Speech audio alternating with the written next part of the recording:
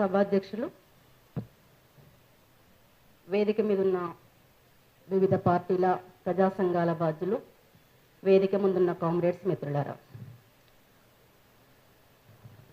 దండకారణ్యంలో జరుగుతున్నటువంటి మారణ హోమం, ఆపరేషన్ కగార్ పేరుతో జరుగుతున్నటువంటి మారణ హోమం పైన సిఎల్సి నిర్వహిస్తున్నటువంటి సదస్సులో మాట్లాడుకోవాల్సిన అంశాలపై ఒకటి రెండు అంశాలకు పరిమితమై మాట్లాడదాం. ఈరోజు దండకారణ్యంలో జరుగుతున్నటువంటి యుద్ధం కావచ్చు, మావోయిస్టులపైన ఆదివాసీలపైన జరుగుతున్నటువంటి యుద్ధం ఇది మొదటిది కాదు, బహుశా నేను అనుకునేది చివరిది కూడా కాదు అనేటువంటి విషయాన్ని స్పష్టం చేయదలుచుకున్నాను. ఈరోజు ఆదివాసీల మీద ఎందుకు యుద్ధం జరుగుతుంది, ఆదివాసీలే లక్ష్యంగా, ఆదివాసీ ప్రాంతాలే లక్ష్యంగా ఎందుకు యుద్ధం జరుగుతుందంటే దాన్ని మనం ఆలోచించాల్సిన అవసరం ఉందనేది నేను అనుకుంటున్నా. ఈరోజు దేశ సంపదని రక్షిస్తున్నటువంటి వాళ్ళు, దేశాన్ని రక్షిస్తున్నటువంటి వాళ్ళు చాలామంది చాలా మాట్లాడుకుంటున్నాం. దేశాన్ని నేను రక్షిస్తున్నానంటే నేను రక్షిస్తున్నాను, నేను కాపాడుతున్నానంటే నేను కాపాడుతున్నానని చాలా సందర్భాల్లో చాలామంది మాట్లాడుకుంటున్నాం.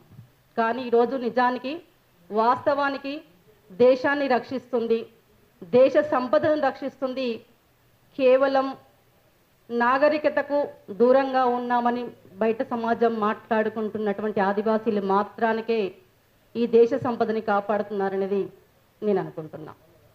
అందుకు మావోయిస్టులు, అందుకు ఆదివాసీల లక్ష్యంగా ప్రభుత్వాలు ఎంచుకుంటా ఉన్నాయి.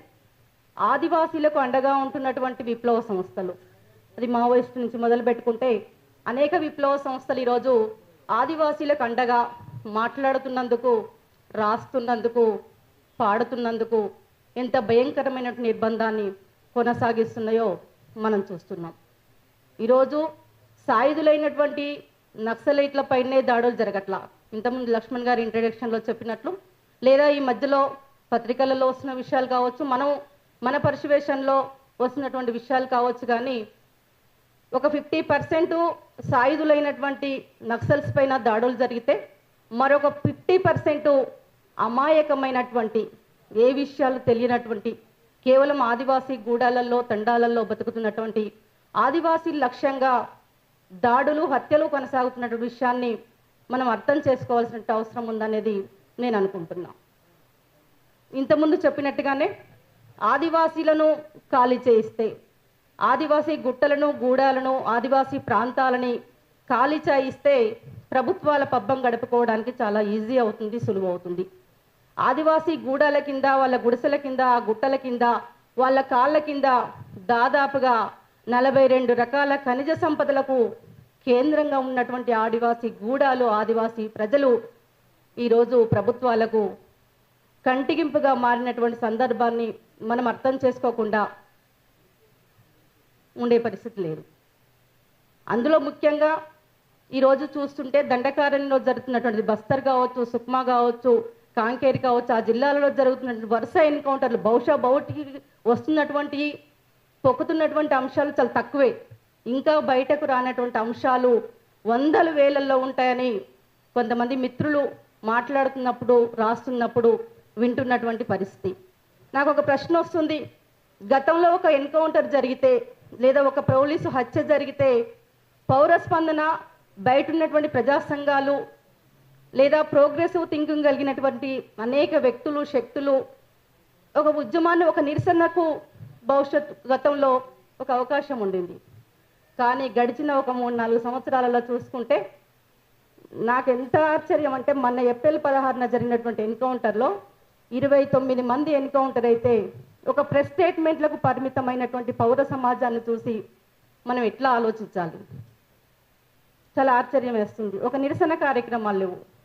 ఇంత భయంకరమైనటువంటి స్థితిలో ఎట్లా మనం ఆదివాసీలకు అండనందించగలుగుతాం, ఎట్లా మనం ఆదివాసీలు చేస్తున్నటువంటి యుద్ధానికి చేయూతనివ్వగలుగుతాం అనే చర్చ జరగాల్సినటువంటి అవసరం ఉందనేది నేను అనుకుంటున్నా.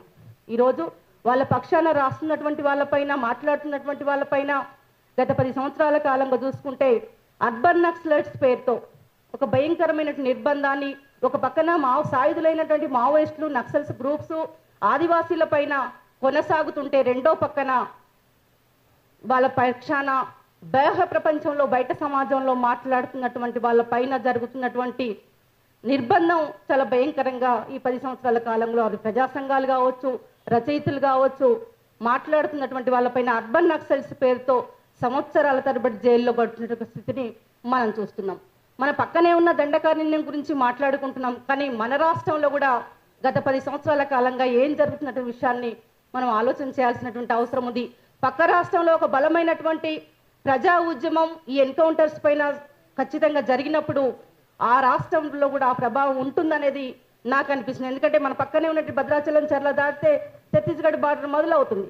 అక్కడ జరుగుతున్నటువంటి హింస ఈరోజు చర్ల దాటి కుంట దాటి బయటికి పోలేనటువంటి ఒక భయంకరమైన నిర్బంధాన్ని కూడా చూస్తూ ఉన్నాం. ఈ రాష్ట్రంలో తెలంగాణ గవర్నమెంట్ వచ్చిన వెంటనే శృతి సాగర్ ఎన్కౌంటర్ని చూసాం.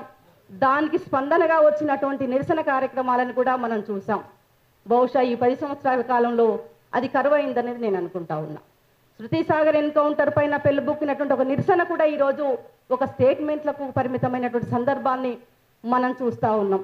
అంటే సంస్థాగతంగా ఎదుర్కొంటున్నటువంటి నిర్బంధాలు ఆయా సంఘాలకు ఆయా పార్టీలకు ఉండుండొచ్చు, నేను కాదని చెప్పను, కానీ దీన్ని సమూహంగా మార్చేటువంటి దాంట్లో మన వైఫల్యాలు ఉన్నాయి, మనం చెక్ చేసుకోవాల్సినటువంటి అవసరం ఉందనేది నేను అనుకుంటా ఉన్నా. ఒక మావోయిస్టు పార్టీనే పైనే కాదు, ఆదివాసులకు అండగా ఉంటున్నటువంటి ఉట్నూరు నుంచి మొదలు పెట్టుకుంటే ఏటూరు నాగారం దాకా ఈ 10 సంవత్సరాల కాలంలో ఎన్ని నిర్బంధాలు, ఎన్ని కుట్ర కేసులు జరుగుతున్నాయో మనం మాట్లాడుకోలేనటువంటి స్థితి ఉంటుందనేది నేను అనుకుంటున్నాం. అంతేగా తాడవాయి కుట్ర కేసును చూసాం, అంతపల్లి కిచనపల్లి కుట్ర కేసును చూసాం. మొన్నటికి మొన్న రేవంత్ రెడ్డి సర్కారు కొలువు తీరిన తర్వాత ఫిబ్రవరి 14న న్యూ డెమోక్రసీ పార్టీ రాష్ట్ర కార్యదర్శి ఒకడే సాయుధుడు, అందులో మిగతా 8 మంది ప్రజా సంఘాలలో పనిచేస్తున్నటువంటి వాళ్ళు లేదా పత్రికలలో పనిచేస్తున్నటువంటి వాళ్ళు 24 మంది మీద కుట్ర కేసులు కూడా ఈ రాష్ట్రంలో మోపబడుతున్న సందర్భంలో ఒక నిరసనకి మనం మాట్లాడలేనటువంటి ఒక సందర్భం కనిపిస్తుందనేటువంటిది నేను చెప్పదలుచుకుంటాను. ఇంతేకాదు ఈ దేశ సంపదకు మూలమైనటువంటి, ఈ దేశ సంపదను కాపాడడానికి మూలమైనటువంటి ఆదివాసీలని రక్షించడానికి ఒక సదస్సులో సమావేశంలో సరిపోవనేది నేను అనుకుంటున్నా. ఒక హాల్ మీటింగ్స్ పెట్టుకొని తెల్లారిపోతున్న ఎవరికి వాళ్ళని దులుపుకొని పోతే ఇక మనం అంతకంటే వాళ్ళకి అందించాల్సిన అండదండలు కానీ లేదా భవిష్యత్తులో వాళ్ళు చేసినటువంటి యుద్ధానికి కానీ ఒక అర్థం లేనటువంటిదిగా ఉంటుందనేటువంటిది నేను అనుకుంటా ఉన్నా. ఈరోజు చాలా భయంకరంగా బార్డర్లలో శత్రు దేశాలపై ప్రయోగించాల్సినటువంటి అన్ని యుద్ధాలని అంతర్దేశంలో అంతర్రాష్ట్రాలలో ముఖ్యంగా మోడీ ప్రభుత్వం అధికారంలోకి వచ్చిన తర్వాత డబుల్ ఇంజన్ సర్కార్ పేరుతో డబుల్ ఇంజన్ సర్కార్ చేస్తున్నటువంటి ఈ దేశ సంపదని బహుళజాతి కంపెనీలకి, మల్టీ కార్పొరేట్ కంపెనీలకు అప్పచెప్పడానికి ఆదివాసీల అడ్డము, ఆదివాసీలకు అండగా ఉంటున్నటువంటి మావోయిస్టుల అడ్డము, మరి ఇంకా కొంత ముందుకు వస్తే ఇతర విప్లవ సంస్థలు వారికి అడ్డం కాబట్టి ఇంత భయంకరమైనటువంటి నిర్బంధాన్ని కేంద్ర రాష్ట్ర ప్రభుత్వాలు ప్రయోగిస్తున్నాయి. కేంద్ర ప్రభుత్వమే కాదు, ఈ మధ్యలో మనం చూస్తే హైదరాబాద్ సెంటర్గా కూడా ఎన్ని ప్రజా సంఘాల నాయకుల మీద ఆ వీక్షణ వేరున్న మన మధ్యలోనే ఉన్నాడు.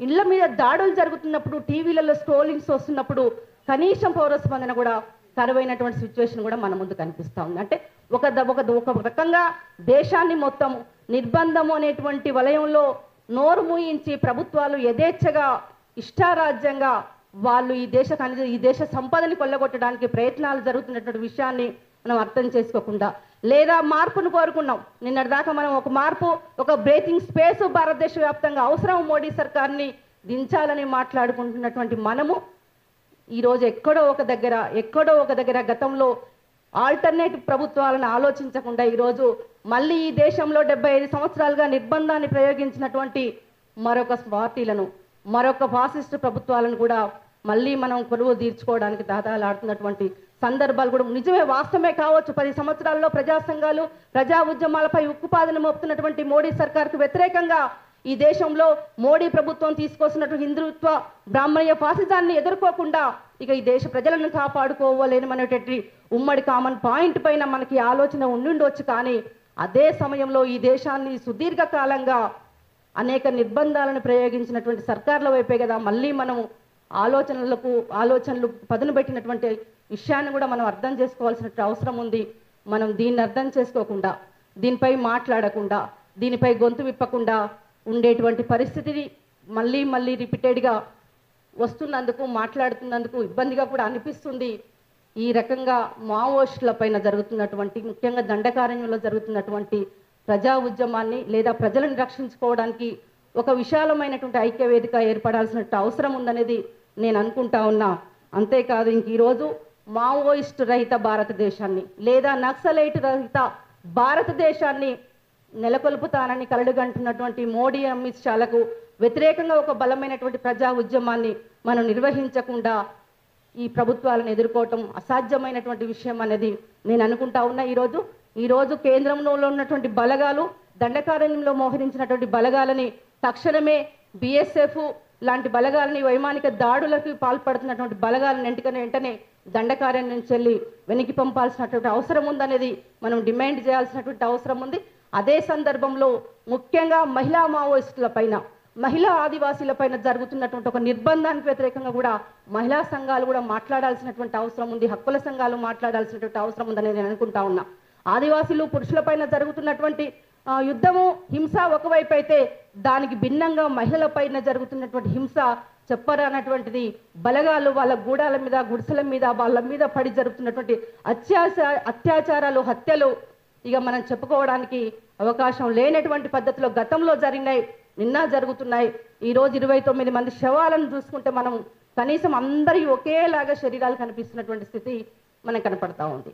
అంటే ఎంత భయంకరమైనటువంటి హింసని వాళ్ళు ప్రయోగిస్తున్నారో మనం అర్థం చేసుకోవాల్సిన అవసరం ఉందనేది నేను అనుకుంటూ డబుల్ ఇంజన్ సర్కారు చాలా కలలుగంటున్నటువంటి మావోయిస్టు రహిత నక్సలైట్ రహిత భారతదేశాన్ని కలలుగంటున్నటువంటి మోడీ సర్కార్ ఖబర్దార్, లేదా నీ ఆటలు ఇంకా సాగవు, ఇంకా ఈ గడ్డపైన ప్రజా ఉద్యమాలు ప్రజా పోరాటాలు బతికే ఉన్నాయి అనేటువంటి సవాల్ని మనం స్వీకరించకుండా దీన్ని ఎదుర్కోవడం అసాధ్యమైనటువంటి విషయం అనేది నేను చెబుతూ